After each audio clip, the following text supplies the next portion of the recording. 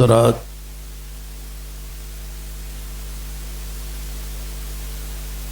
قیامت والے دن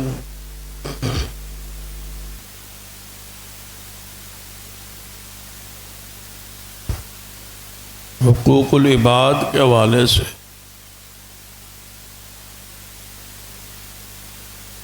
ہر بندے سے سوال ہو،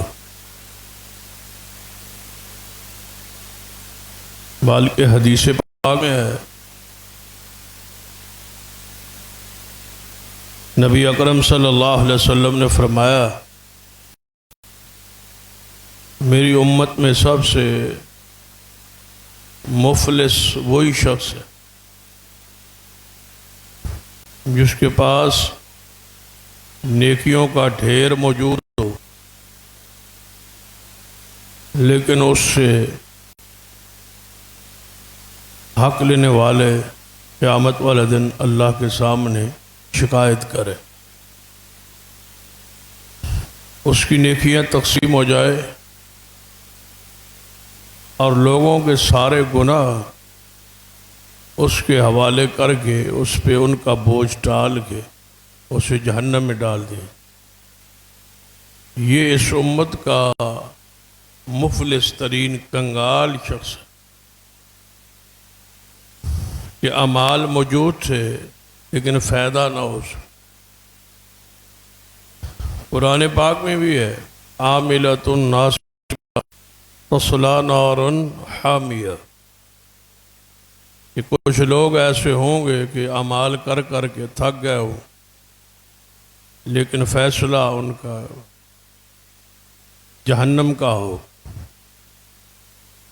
اسی طرح ایک اور حدیث ہے، نبی صلی اللہ علیہ وسلم نے فرمایا کہ مجھے معراج کی رات جو تحائف اللہ کی طرف سے نصیب ہو، ان میں سے ایک یہی انعام تھا کہ اگر آپ کی امت میں سے کسی شخص نے حقوق اللہ میں کوئی کمی کوتاہی سستی ہو گئی ہوگی، یعنی عبادات میں کوئی کمی ہو گئی ہوگی، تو اللہ تعالیٰ اپنی رحمت سے اسے معاف کر دے۔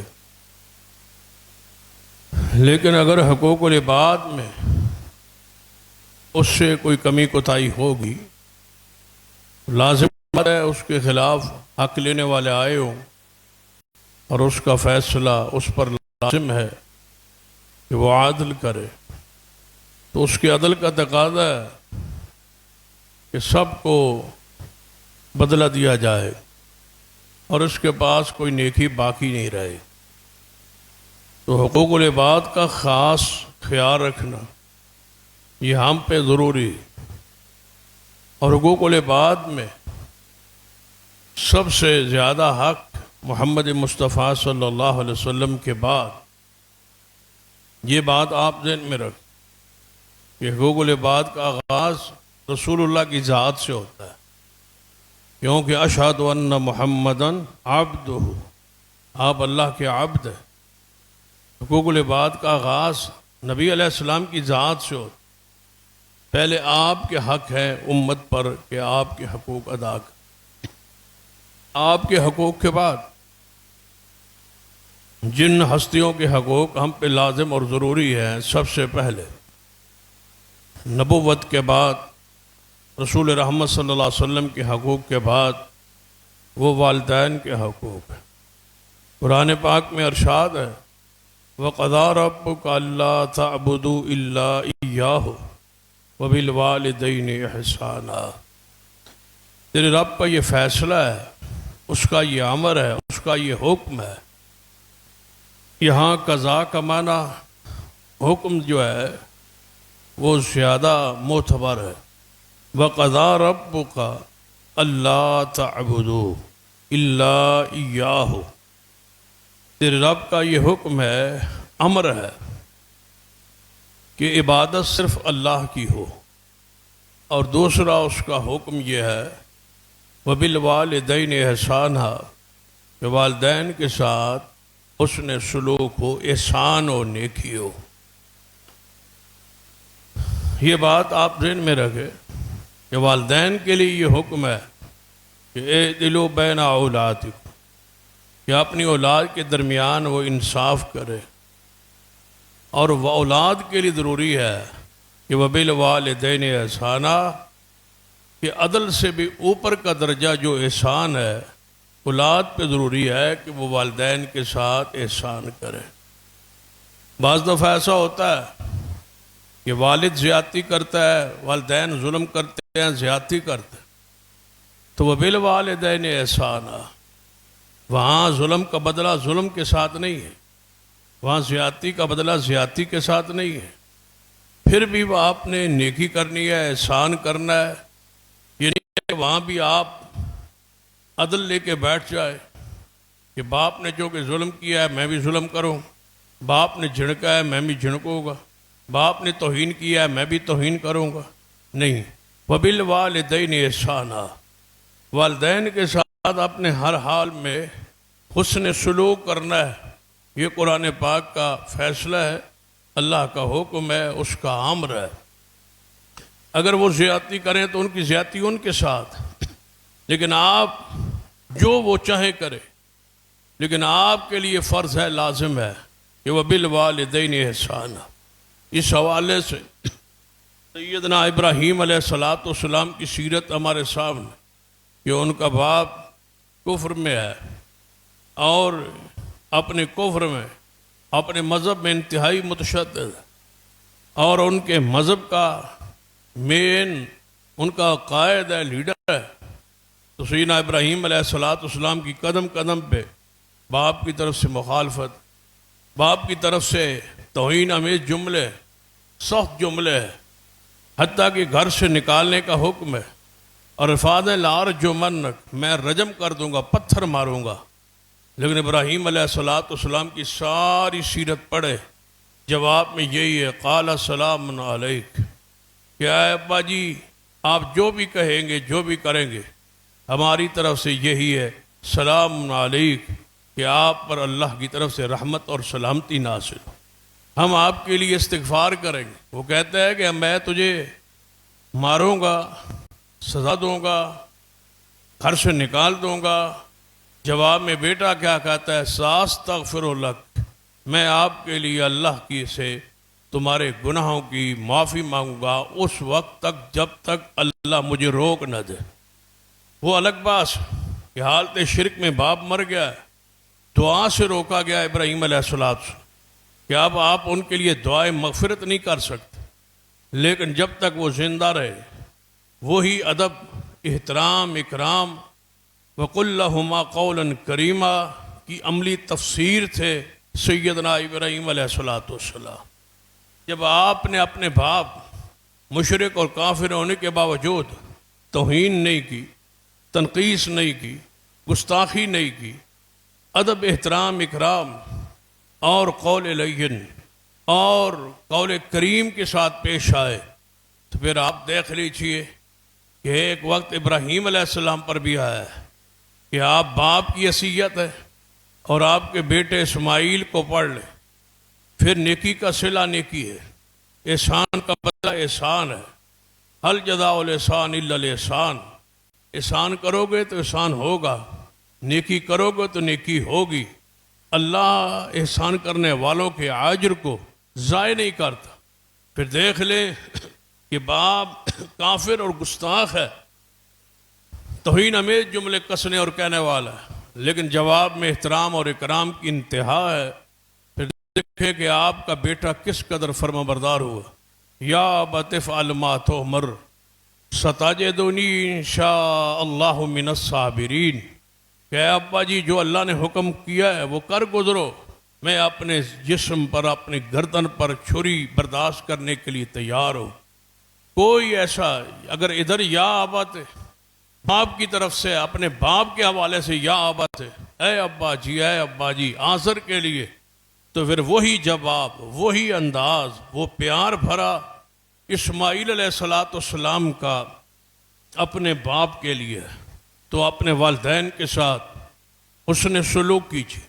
یہ انتہائی عظیم نعمت، اور یہ اس کا احساس اس نعمت کو کھو دینے کے بعد ہو، جب تک والدین زندہ ہو بندے کو وہ احساس نہیں ہوتا، وہ جذبات وہ انداز دنیا داری کے لحاظ سے وقت گزرتا رہتا، لیکن جب والدین دنیا سے جائے اس وقت بندے کو، معصور انسان کو احساس ہوتا ہے کہ آج وہ چھتری اٹھ گئی، آج وہ سایہ ہم سے اٹھ گیا۔ احساس اس وقت ہوتا ہے۔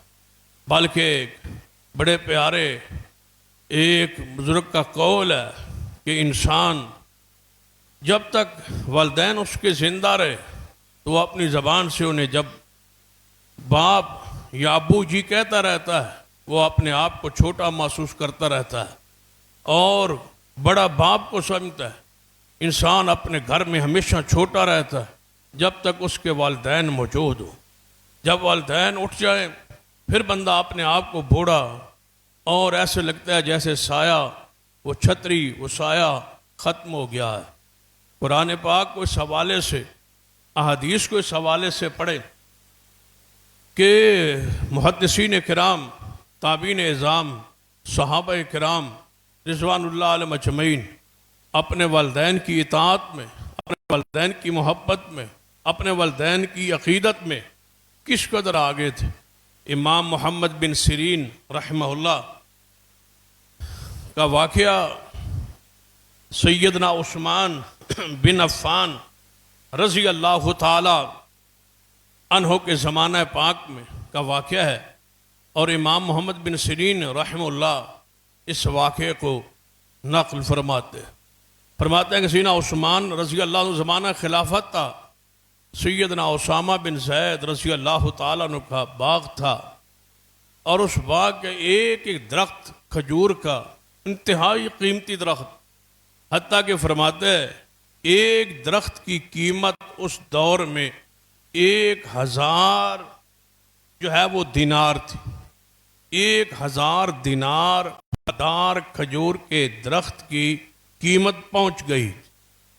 تو سیدنا اسامہ بن زید رضی اللہ تعالیٰ کھجور کا ایک درخت کاٹا اور اس میں سے گوند اور گودا نکال کے اپنی ماں کو کھانے کے لیے پیش کیا۔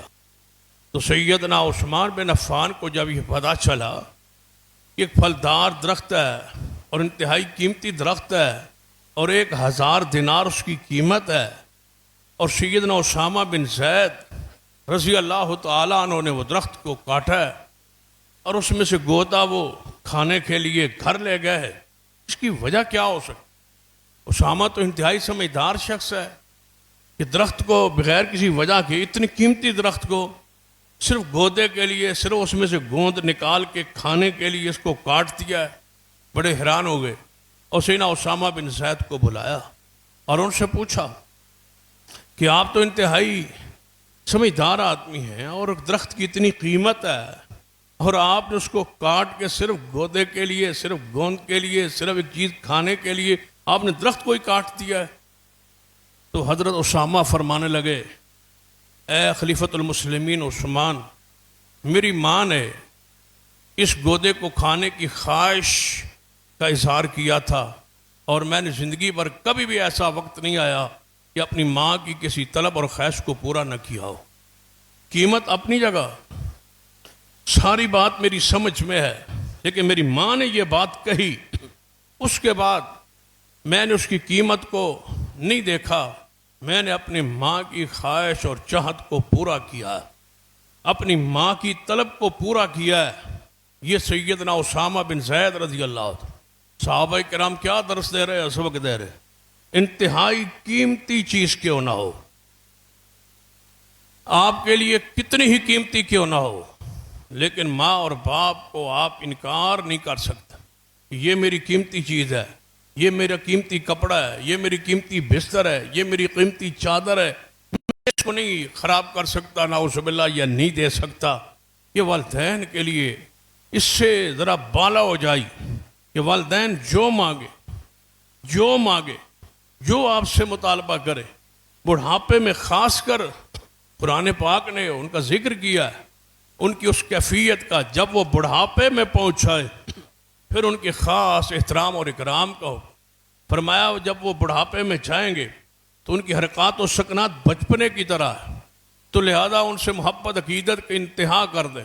وَقُلْ لَهُمَا قَوْلًا كَرِيمًا، بات ایسی کرے جس سے ان کی عزت نفس مجروح نہ ہو، بات ایسی کرے جس سے انہیں تکلیف نہ پہنچے۔ تیز نظر سے دیکھنا بھی محدثین نے حرام لکھا ہے کہ والدین کو تیز نظر سے دیکھنا، غصے کی نظر سے دیکھنا، پریشان نظر، ایسی نظر سے دیکھنا کہ والدین یہ سمجھ کہ یہ مجھ سے ناراض ہے یا غصے کا اظہار کر رہا ہے، یہ بھی حرام ہے۔ وَقُلْ لَهُمَا قَوْلًا كَرِيمًا، بات ایسی ہو، اتنی نرم ہو، اتنے الفاظ کا بہترین چناؤ۔ اس لیے لکھا ہے نا، ایک صاحب کا قول ہے اور بڑا پیارا ہے، فرماتے ہیں 2 سال میں بچہ الفاظ سیکھتا ہے۔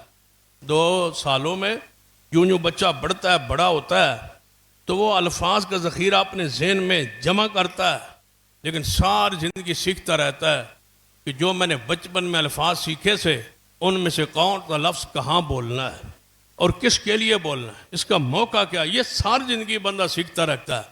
الفاظ کا سیکھنا کمال نہیں ہے، یہ تو بندہ سیکھ جاتا ہے، یہ تو طوطا بھی سیکھ لیتا ہے، یہ تو پرندہ بھی سیکھ لیتا ہے۔ اصل عقل مندی شعور یہ ہے کہ اپنی نظر میں، اپنے وجود میں، اپنے علم میں، اپنی معرفت میں، اپنے پہچان میں یہ لفظ میں نے کہاں اور کس کے لیے بولنا ہے، اس کا چناؤ آپ کا عقل اور شعور اور آپ کی تربیت اس کا فیصلہ کرے۔ ان الفاظ پہ ذرا غور کرے، وَقُلْ لَهُمَا قَوْلًا كَرِيمًا، کہ والدین کے لیے آپ انتہائی نرم لہجہ، انتہائی کریم برا، انتہائی عزت والے الفاظ کا چناؤ کریں گے۔ آپ نے دیکھا ہے بہت ساری ایسی احادیث موجود ہے کہ سیدنا جریج رحمہ اللہ کا بڑا معروف واقعہ ہے کہ ماں نے آواز دی، وہ نماز میں ہے، آواز کس نے دی ہے؟ ماں نے۔ نماز کی حالت میں بیٹے کو آواز آ گئی ماں کی، تو حضرت جریج رحمہ اللہ کے دل اور میں بات یہ آئی کہ نماز جو ہے یہ اللہ کی ہے، عبادت کس کی میں کر رہا ہوں؟ اللہ کی کر رہا ہوں۔ آواز کس کی آ رہی ہے؟ ماں کی آ رہی۔ تو عجیب فیصلہ ہے کہ جب میں نماز میں آ جاتا ہوں تو ماں کسی نہ کسی کام کے لیے مجھے آواز دے دیتی ہے، وہ نفلی نماز میں موجود ہے اور نفلی نماز میں مصروف ہے اور نفلی نماز پڑھ رہے۔ ماں آواز دیتی رہی، ماں آواز لگاتی رہی، لیکن سیدنا جریج اس آواز پہ لبیک نہ کہہ سکے، جان نہ سکے۔ بعد میں جب ماں کے پاس نماز مکمل کر کے پہنچے تو ماں کو جلال آ گیا تھا، غصہ آ گیا تھا، جذباتی جملے ان کی زبان سے سخت جملے نکل گئے اور یہ کہہ بیٹھی کہ اے جریج، جب بھی میں تجھے آواز دیتی ہوں آپ آتے ہی نہیں ہے، تجھے اس وقت تک موت نہ آئے جب تک کسی بدکار عورت کا تو چہرہ نہ دیکھے۔ بس یہ الفاظ تھے۔ ان کی ولایت میں کوئی شک، ان کی نیکی میں کوئی شک، ان کے تقوی میں کوئی شک نہیں۔ جتنا بھی بڑا تقوی ہو، جتنی بھی بڑی پرہیزگاری ہو، جتنا بھی بندہ اللہ والا ہو، اگر اس پر والدین راضی نہیں ہے تو سمجھو کہ اللہ بھی آپ پر ناراض ہے، اور اگر والدین آپ پہ راضی ہے تو سمجھو کہ اللہ آپ پہ راضی ہے۔ وہ جنت کا دروازہ ہے، والد جنت کے دروازوں میں سے ایک دروازہ ہے، اور ماں تو کے قدموں ہیٹ تو ویسے ہی جنت ہے۔ لہذا مسئلہ کیا ہے کہ اگر آپ نفلی نماز پڑھ رہے ہیں، نفلی عبادت آپ کی جاری ہے، ماں اور باپ کی آواز آ گئی ہے تو نماز کو توڑ دیں، چھوڑ دیں نماز، وہی نماز توڑ شام پیر اور اپنے والدین کے پاس پہنچ جائے۔ نفلی نماز میں وہ اجر و ثواب نہیں ہے جو والدین کی خدمت میں اجر و ثواب ہے۔ یہاں تو جہاد کے معاملات میں حدیث موجود ہے۔ ایک صحابی رسول آیا، یا رسول اللہ صلی اللہ علیہ وسلم، جہاد میں میرا نام بھی لکھ لے، میں بھی اس سفر میں اس لشکر میں جانا چاہتا ہوں۔ تو نبی علیہ الصلوۃ والسلام پوچھتے تھے کہ جہاد کے اندر جن کا نام لکھا جا رہا ہے، جن کا نام تشکیل پا رہا ہے، جن کا نام مجاہدین کی لسٹ میں آ رہا ہے، یہ پہلے مجھے بتائیں کہ ان کے گھر میں ان کے والدین کو ان کی خدمت کی ضرورت تو نہیں ہے۔ والدین تو کہیں بوڑھے نہیں، والدین کی خدمت کے لیے ان کو کسی گھر میں کسی فرد کی ضرورت تو نہیں ہے۔ اگر ضرورت ہے تو نبی علیہ السلام نے اس سے پوچھا کہ تیرے گھر میں تیرے والدین موجود ہے؟ کہتا ہے جی ہاں یا رسول اللہ صلی اللہ علیہ وسلم وہ موجود ہے. فرمایا وہ بڑھاپے میں انہیں تیری خدمت کی ضرورت ہے. فرمایا جی ہاں یا رسول اللہ ضرورت تو ہے لیکن میرا دل کرتا ہے میں جہاد میں جاؤں. فرمایا رک جا، تیری جہاد تیرے والدین کی خدمت میں ہے. فرمایا گھر رہ، اپنے والدین کی خدمت کر، تیرا یہی جہاد ہے. یہاں والدین کو دکھی نہیں کیا گیا، والدین کو پریشان نہیں کیا گیا، والدین کے لیے جہاد سے صحابہ رسول کو روک دیا گیا ہے. فرمایا رک جا اور اپنے والدین کی خدمت کر، یہی تیرے لیے جہاد ہے. سیدنا جریج کے خلاف جب ماں نے یہ بات کہہ دی تو پھر دعا، وہ بد دعائیہ جملہ آسمان پہ پہنچ، دعا وہ قبول ہوگی. اس لیے تو کہتے ہیں کہ والدین کی دعا اولاد کے حق میں اللہ قبول فرماتا ہے. وہ بد دعائیہ جملہ اللہ نے قبول فرما لیا ہے. یہی جریج عبادت کا رشیا، عبادت سے محبت کرنے والا، دنیا سے الگ تھلگ ہو کے خلوت میں جا کے جھونپڑی میں جا کے راہب بن کے عبادت کرنے والا شخص، پھر اس وقت تک موت نہیں آئی جب تک بدکارہ عورت کا چہرہ نہیں دیکھا. ماں کی وہ بد دعا لگ گئی. نیکو کار ہونے کے باوجود، ولایت کے درجے پہ ہونے کے باوجود، اعلیٰ ترین شخص ہونے کے باوجود، عبادت گزار ہونے کے باوجود والدہ کی دعا انہیں کھا گئی. لیکن دوسری طرف دیکھیے والدین کی محبت، والدین کی خدمت، والدین کا احترام. طاؤس بن کیسان رحمہ اللہ سکہ تابعین میں سے ایک تابعی، صحیح سند کے ساتھ یہ ایک واقعہ نقل فرماتے ہیں ایک شخص کے 4 بیٹے تھے لیکن باپ بوڑھا تھا اور بیمار ہو گیا. 4 بیٹے تو چاروں میں سے ایک بیٹا دوسرے اپنے بھائی سے یہ کہتا ہے کہ ہمارے باپ کو ہماری خدمت کی ضرورت، اور باپ کی وراثت بھی ہے، باپ کا مال بھی ہے، باپ کے پاس دولت بھی ہے. تو یہ الگ بات ہے کہ اگر باپ فوت ہوتا ہے تو اس کی وراثت، اس کا مال جو ہے وہ ملے گا اور تقسیم ہوگا اور ہم اتنے مالدار اور اتنے ہم جاگیردار ہو جائیں گے. لیکن میرا یہ دل کرتا ہے کہ اس لالچ کے بغیر کہ میرا باپ فوت ہوگا اور میں مالدار ہو جاؤں گا، اس لالچ کے بغیر میں اپنے باپ کی خدمت کرنا چاہتا ہوں. اگر تو کرے تو یہ مجھ سے عہد کر کہ ہم اپنا حصہ جو ہے وراثت میں وہ تو نہیں لے گا اور بھائیوں میں تقسیم کر دے گا اپنی رائے سے، اپنی مرضی سے، صرف ثواب کے ارادے سے، صرف ثواب کے ارادے سے، جس میں ذرا برابر لالچ نہ ہو. آپ اپنے باپ کی خدمت کریں. اگر آپ یہ کام نہیں کر سکتے تو اس کے لیے میں تیار ہوں. میں وراثت میں حصہ بھی نہیں لوں گا. صرف اللہ کو راضی کرنے کے لیے، باپ سے محبت عقیدت کے اظہار کے لیے میں اپنے باپ کی خدمت کرتا ہوں. بیماری میں اس کی پوری طرح خیال رکھتا ہوں. اس نے فیصلہ کر لی. 3 بھائی بھی موجود ہے لیکن چوتھے بھائی نے باپ کو سنبھال لی. تیمارداری، خدمت کا انداز اور خدمت کے پر یہ بندہ مامور ہو گیا. وقت آیا جو اللہ کی طرف سے فیصلہ تھا وہ تو مؤخر نہیں ہو سکتا. باپ فوت ہو. بھائیوں نے بڑا اصرار کیا کہ آپ وراثت میں سے آپ کا حصہ ہے، اللہ نے مقرر کیا ہے، آپ لے لیں. اس نے کہا نہیں، میں نے باپ کی خدمت کی ہے، بغیر لالچ کے کی ہے، بغیر طمع کے کی ہے اور محبت میں کی ہے، اللہ کی رضا کے لیے کی ہے. اور اس نے کہا ہے اللہ کا یہ فیصلہ ہے کہ اللہ تعالیٰ احسان کرنے والوں کے اجر کو ضائع نہیں کرتا. فَإِنَّ اللَّهَ لَا يُضِيعُ أَجْرَ الْمُحْسِنِينَ، اللہ محسنین کے اجر کو ضائع نہیں کرتا. اور محسنین کون ہے؟ وَقَضَىٰ رَبُّكَ أَلَّا تَعْبُدُوا إِلَّا إِيَّاهُ وَبِالْوَالِدَيْنِ إِحْسَانًا. والدین کے ساتھ احسان کرنے والا اگر محسن نہیں ہے تو پھر اور محسن کون ہو سکتا ہے؟ لہذا میں محسنین میں جب جا چکا ہوں اور اللہ کا یہ وعدہ ہے کہ وہ اجر ضائع نہیں کرتا تو اس کے فیصلے پہ راضی ہوں. میں یہ حصہ اپنے بھائیوں میں تقسیم کرتا ہوں. میں نے صرف اللہ کی رضا کے لیے یہ فیصلہ کیا. ایسا ہی ہوا، وراثت میں سے اس حصے نہیں لی. اب وہ غربت میں ہے، اور فقر اختیاری ہے، حصہ مل سکتا ہے، نہیں لیا، اللہ نے مقرر کیا ہے، نہیں لیا، تقوی ہے، پرہیزگاری ہے، دنیا کی لالچ محبت دل میں آئی ہی نہیں کہ میں نے والد کی خدمت کی ہے، اللہ کے لیے کی ہے، میں نہیں لیتا حصہ 3 بھائی لے۔ کہتے ہیں میں سویا ہوا تھا تو خواب میں مجھے یہ کہا گیا کہ فلاں جگہ پر فلاں بندے کو آپ جا کے ملے، وہ آپ کو 100 دینار دے گا، یا کہ اس سے وہ 100 دینار لے لے۔ صحیح سند کے ساتھ امام طاؤس رحمہ اللہ نے اس واقعے کو بیان کیا ہے۔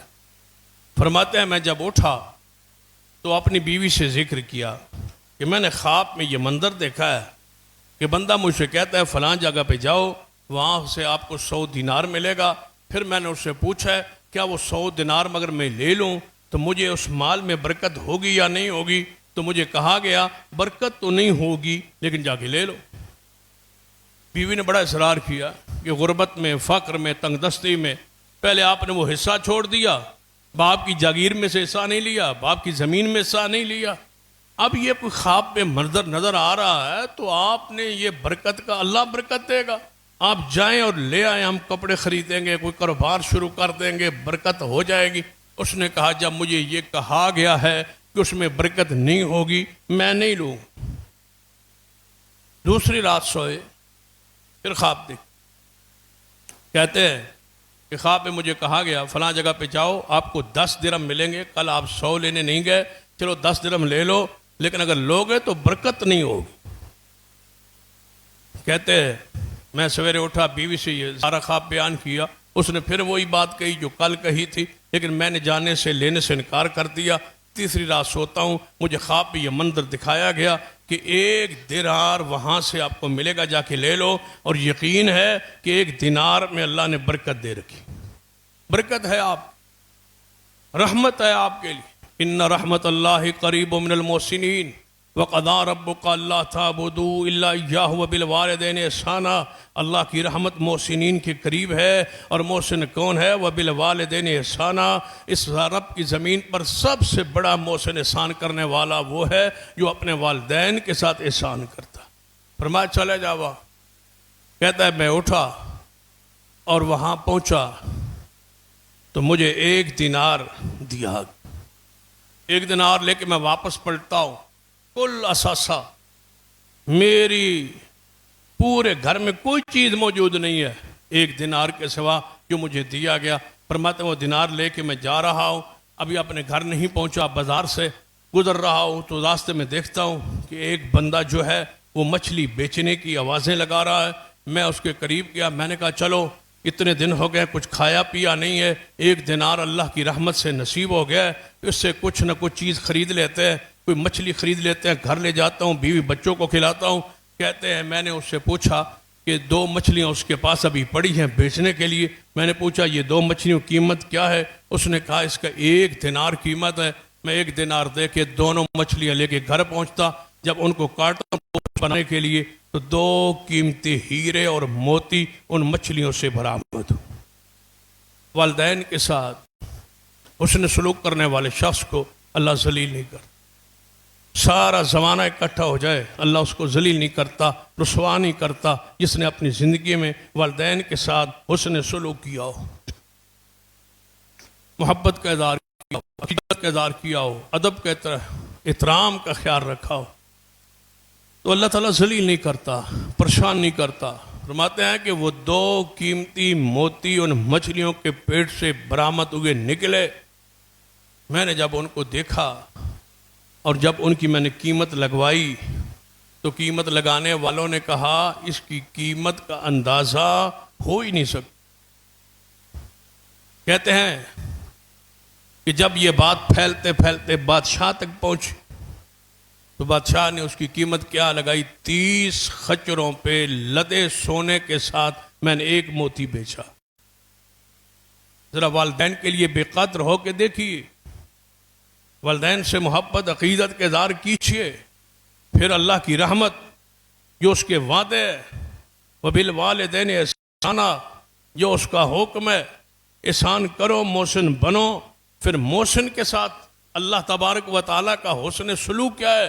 وَآسِنُوا ان اللہ یحب المحسنین، اللہ فرماتا ہے احسان کرو، میں اللہ احسان کرنے والوں سے محبت کرتا ہوں۔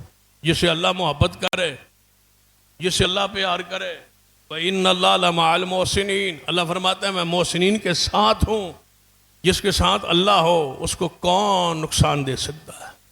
کیا فرمایا تھا محمد مصطفیٰ صلی اللہ علیہ وسلم جب سارے کفار، سارے دشمن رسول اللہ صلی اللہ علیہ وسلم کے پاس غار ثور میں باہر آ گئے تھے تو سیدنا صدیق پریشان ہو گئے تھے نا کہ یا رسول اللہ صلی اللہ علیہ وسلم ہم پائے گئے، اگر تھوڑا سا وہ نیچے ہو کے دیکھیں گے ہمیں دیکھ لیں گے اور ہمیں پکڑ لیں گے۔ ما ظنک یا ابا بکر، ما ظنک یا ابا بکر بِاثْنَيْنِ اللہ ثالثہما، ان دو کے بارے میں تیرا کیا خیال ہے جن کے ساتھ تیسرا اللہ ہو؟ لا تحزن ان اللہ معنا، اللہ ہمارے ساتھ ہے، ہمیں کوئی نقصان نہیں دے سکتا۔ وَإِنَّ القرآن کیا کہتا ہے؟ وَإِنَّ اللَّهَ لَمَعَ الْمُحْسِنِينَ، اللہ محسنین کے ساتھ ہے، اور محسن سب سے بڑا اس اللہ کی زمین پہ کون ہے؟ وَقَضَىٰ رَبُّكَ أَلَّا تَعْبُدُوا إِلَّا إِيَّاهُ وَبِالْوَالِدَيْنِ إِحْسَانًا۔ 30 خچر سونے سے لدے ہوئے قیمت ادا ہوئی ایک موتی کی، سارے بھائی پیچھے رہ گئے، ساری جدادیں، ساری جاگیریں پیچھے رہ گئی۔ ذرا والدین کے ساتھ حسن سلوک کر کے دیکھو تو، یہ تمہیں پالنے والے، پرورش کرنے والے، تجھے کھلانے اور پلانے والے، تمہارے خون اور دودھ تمہارے وجود میں دینے والے، اور تمہارے ایک ایک عضو کو، ایک ایک جسم کے حصے کو، ان کی بڑھوتری، ان کی کمائی سے پل کے پوس کے اس مقام پہ ہم پہنچنے والے، کیا ہمارا فرض نہیں ہے کہ ہم اپنے والدین کے ساتھ وہ حسن سلوک کریں جو اللہ تعالی ہم سے چاہتا ہے، جو تقاضا کر رہا ہے؟ فرماتا ہے جب بادشاہ کے پاس وہ ایک موتی پہنچا نا، اس کا حسن، اس کا جمال، اس کی خوبصورتی، اس کی قیمت کو دیکھیے تو فرمایا کیا اس کے پاس کوئی اور موتی بھی ہے؟ فرمایا ہاں جی اس کے پاس 2 ہیں، ایک ہم نے خرید لیا ہے، یہ دوسرا ہے۔ اس کے پاس موجود ہے، فرمایا جاؤ اس کے کہو کہ ہم دوسرا موتی بھی اس طرح لینا چاہتے ہیں، اور ہم اپنی طرف سے اس کی دگنا قیمت 60 خچروں پہ لدا سونا دینے کے لیے تیار ہے، دوسرا موتی بھی اس سے خرید کے لاؤ۔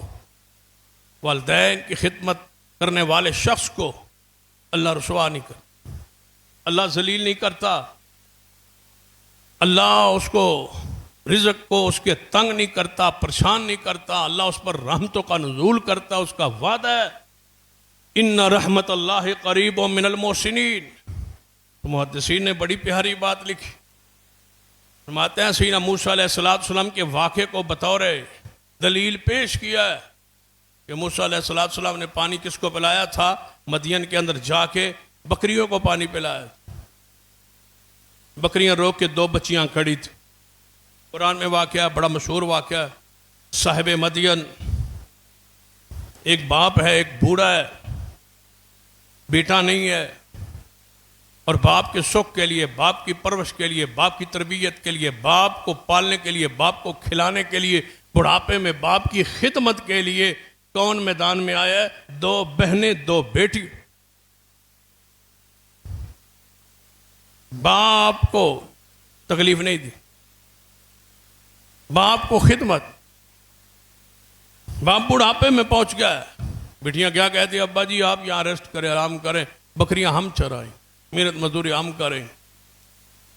لیکن باپ کی خوراک کا، باپ کی خدمت کا بھی حق ادا کیا ہے، اور سب سے بڑی خوبی یہ ہے کہ باپ کی عزت اور غیرت کا بھی خیال رکھے۔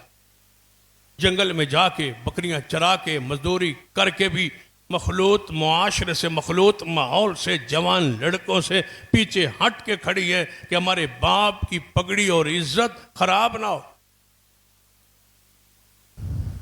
کہا گیا ہے نا، جس کی بیٹیاں نگاہ جھکا کے چلے ان کا باپ نگاہ اٹھا کے چلتا، اور جن کی بیٹیاں اور بچیاں نگاہ اٹھا کے چلیں پھر باپ کی نگاہیں جھک جاتی۔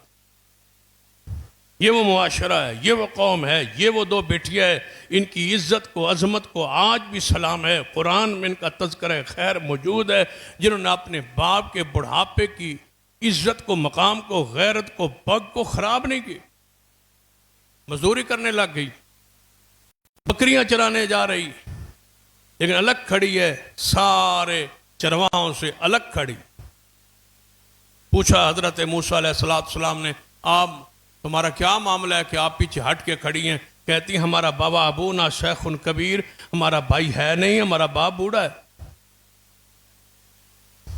اس لیے ہم بکریاں چراتی ہیں۔ بکریاں چرانے کی مجبوری یہ ہے کہ بھائی نہیں ہے، باپ بوڑھا ہے۔ اور دوسری وجہ یہ ہے، ہم قریب کیوں نہیں آتی؟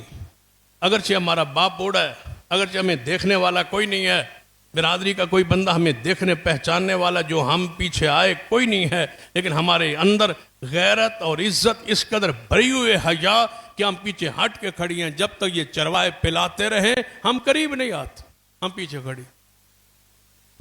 باپ کا بوڑھا ہونا اور بات ہے، اولاد کی تربیت اور غیرت کا اور حیا کا ان میں کوٹ کوٹ کے بھر دینا، یہ باپ کی تربیت کا ایک حصہ ہے۔ میں نہیں پلاتی، آپ نے کہا پھر پانی میں پلاتا ہوں۔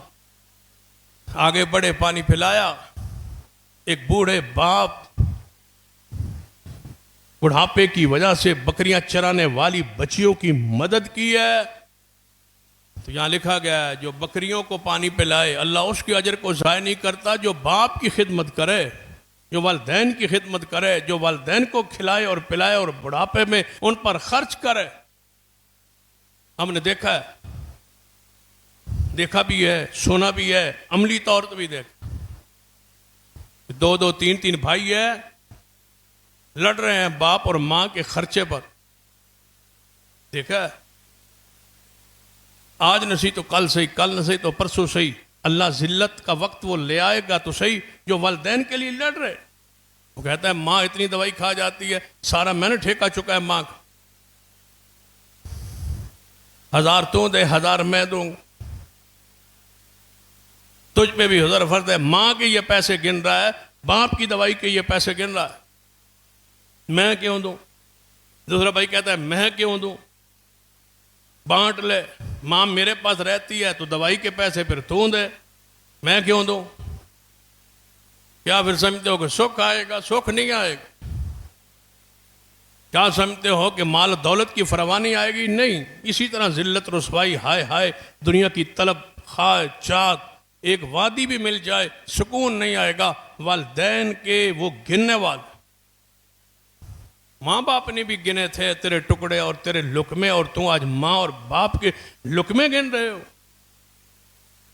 ہم نے خود دیکھا ہے، ہم نے خود فیصلے کیے ہیں بیٹھ کے، ماں کی دوائی میں اتنے تو دے، اتنے تو دے، اتنے تو دے، ماں کی باپ کی دوائی میں اتنے تو دے، اتنے میں دے، روٹی میں دیتا ہوں، دوائی کے تو دے۔ یہ بھی بندوں میں بیٹھ کے بات کرتے، یہ بھی پنچایت اور پرے میں بیٹھ کے یہ بھی لوگ کہتے ہیں کہ ہم بھی بندے ہیں اور ہم بھی انسان ہیں اور ہم بھی جیتے اور ہم بھی غیرت مند ہیں اور ہم بھی جو ہے وہ اس معاشرے میں رہتے ہیں جو ماں کی دوائی پہ لڑ رہے، پیسے سار بھائیوں کے پاس موجود۔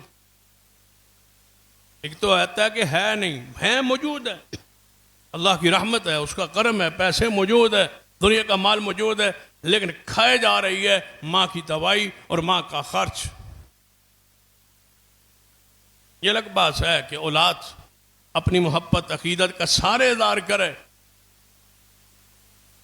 یہ الگ بات ہے، لیکن اس پہ لڑ رہے کہ میرا خرچ کیوں ہو ماں پر، اور اللہ کا شکر ادا کر تیرا خرچ ہو۔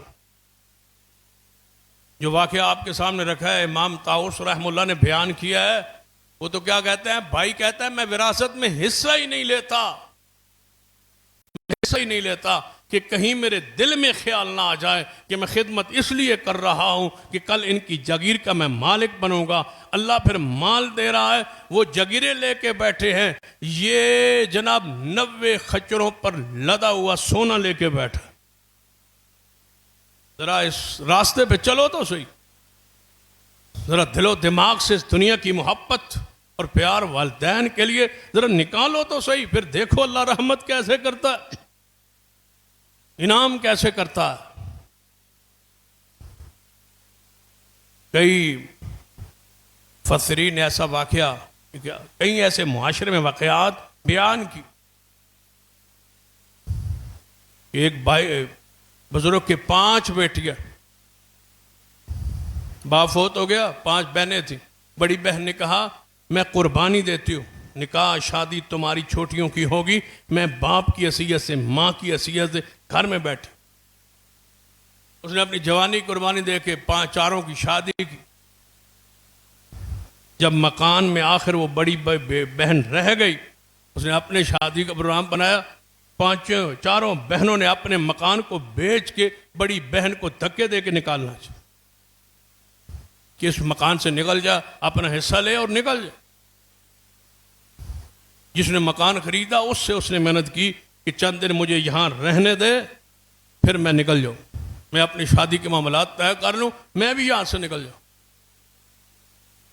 چند دن گزرے، وہی خریدنے والا آیا اور آ کے کہتا ہے کہ آج کے بعد یہ مکان میرا نہیں ہے، پورا مکان تیرا ہے. اللہ دل میں ایسے ڈالتا ہے. والدین کی محبت، اس کا ان کا احترام، ان پر خدمت پر خرچ کرو تو صحیح.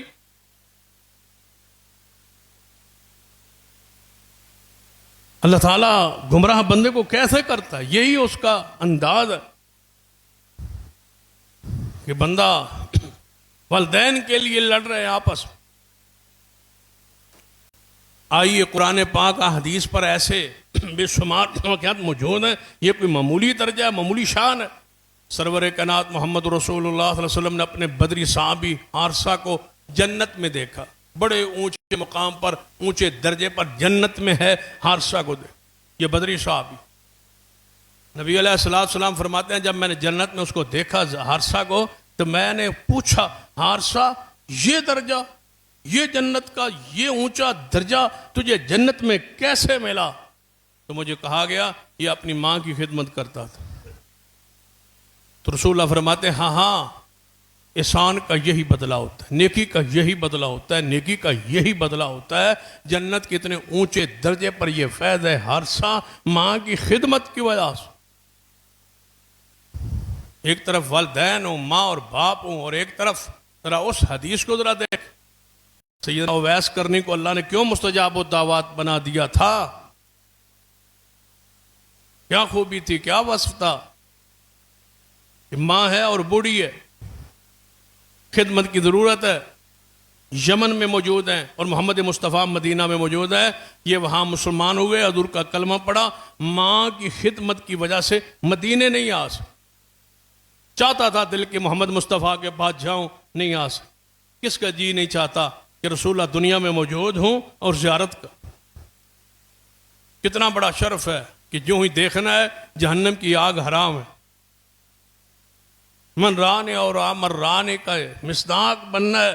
لیکن اویس کرنی ماں کی خدمت کی وجہ سے نہیں آئے، تڑپنے کے باوجود، چاہت کے باوجود، خواہش کے باوجود کہ رسول اللہ سے ملاقات ہو، رسول اللہ کی زیارت ہو، لیکن ماں بوڑھی ہے، چھوڑ کے جاؤں کیسے؟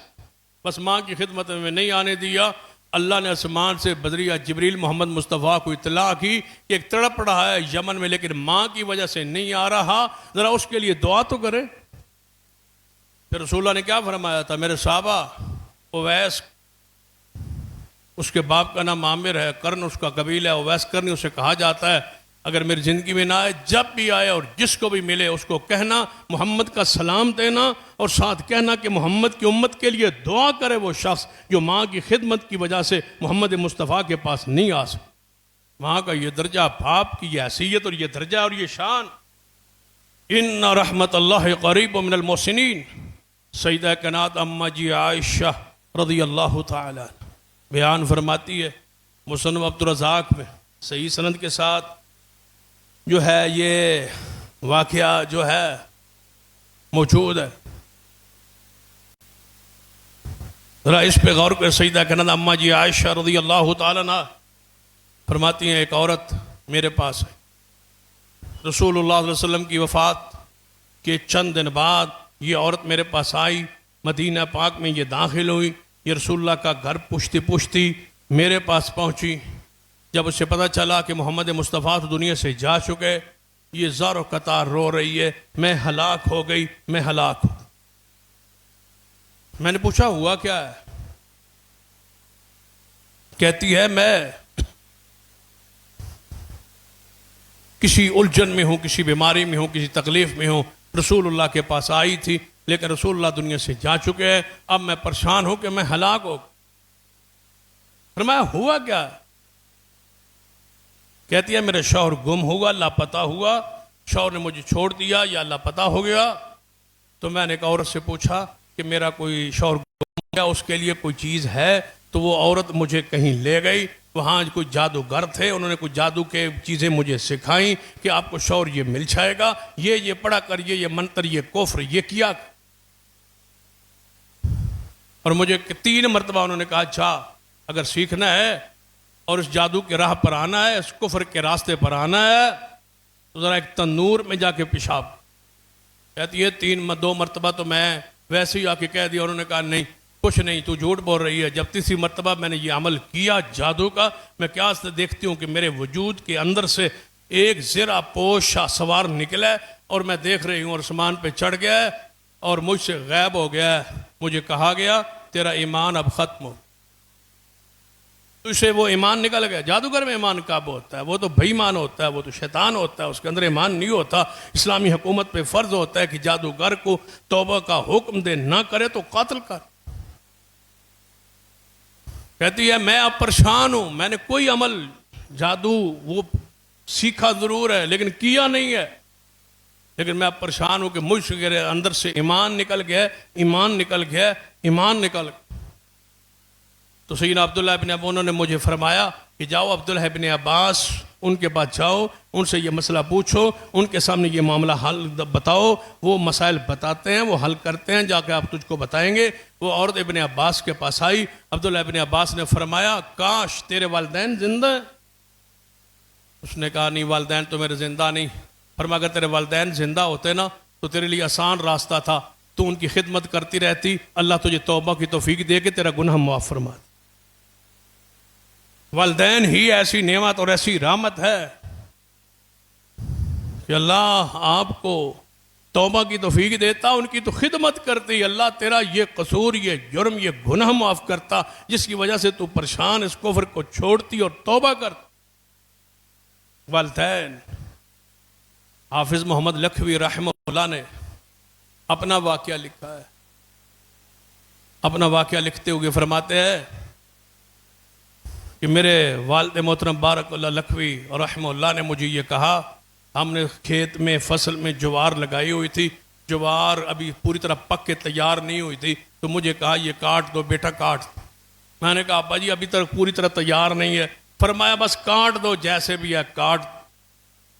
کہتے میں سوچتا رہا پکی تو ہے نہیں، پوری طرح تیار تو ہوئی نہیں، لیکن ابا جی کہہ رہے ہیں کیا کروں پھر. کہتے ہیں میں نے کہا کٹے یا جیسی بھی ہو، جتنی بھی ہو، جیسی بھی ہو، ابا کہہ رہے ہیں میں کاٹ دیتا ہوں. کہتے ہیں کاٹ کے جب میں نے سنبھال کے رکھ لی، 3 دنوں کے بعد ایسا طوفان آیا کہ سب کی فصلیں اجڑ گئی، اور مجھے اس دن سمجھ آیا کہ باپ کی اطاعت میں اللہ نے کتنی رحمت رکھی. اللہ بچا لیتا ہے نقصان سے، تکلیف سے، دکھ سے، بیماریوں سے، شرارتیوں کے شر سے اللہ محفوظ کر لیتا ہے اگر بندہ یہ حسار ہے، یہ قلع ہے والدین کی خدمت کرے. اللہ آپ کی دعائیں قبول کرے اور اللہ کی رحمت تمہیں گھیر لے گی. ان رحمت اللہ قریب من المحسنین. شریروں کے شر سے آپ محفوظ رہیں گے، حاسدین کے حسد سے محفوظ رہیں گے اگر والدین سے محبت، عقیدت، احترام اور عزت کریں گے اور دعائیں اللہ قبول فرمائے. کئی مرتبہ حدیث بیان ہوئی، اس چرواہے نے کیا کہا تھا جو غار میں پھنسا ہوا کہتا تھا کہ یا اللہ اس غار کا منہ کھول دے. میں اپنے والدین کے سرانے ساری رات دودھ کا پیالہ لے کے کھڑا رہا تھا، والدین کو جگایا نہیں تھا. تو یا اللہ میرا عمل قبول ہے تو غار کا منہ کھول دے. اللہ نے منہ کھول دیا تھا. والدین کی خدمت کو دعا میں اپنے عمل کو بطور وسیلہ پیش کیا. یہ ہے وہ وسیلہ، یہ ہے وہ دعا، یہ ہے وہ جائز اور مشروع وسیلہ جو باپ والدین کی خدمت اللہ کے حضور اپنے اس عمل کو پیش کیا. کیا مطلب؟ کہ والدین کی خدمت کو اپنی دعاؤں میں بطور حوالہ وسیلہ پیش کرے کہ اللہ میں اپنے والدین کی خدمت کرتا ہوں، احترام کرتا ہوں، اکرام کرتا ہوں تیری رضا کے لیے، مجھ سے اس مصیبت سے بچا لے، اللہ تمہیں اس مصیبت سے محفوظ کرے گا۔ اس کی حدیث دلیل صحیح البخاری کی وہ حدیث موجود۔ اللہ تعالیٰ سے دعا ہے اللہ ہمیں اپنے والدین سے محبت کرنے والا بنا دے، ان کا ادب احترام اور اکرام کرنے والا بنا دے، اللہ ان کی خدمت کرنے والا بنا دے، ان کے قدموں ہیٹھ نیچے جو اللہ نے جنت رکھی ہے اللہ اس جنت کو حاصل کرنے کا ذریعہ بنا دے، اللہ ہمارے والدین پہ رحم فرما دے۔ اقول قولی ھذا واستغفر اللہ لی ولکم ولسائر المسلمین وآخر دعوانا الحمد للہ رب العالمین۔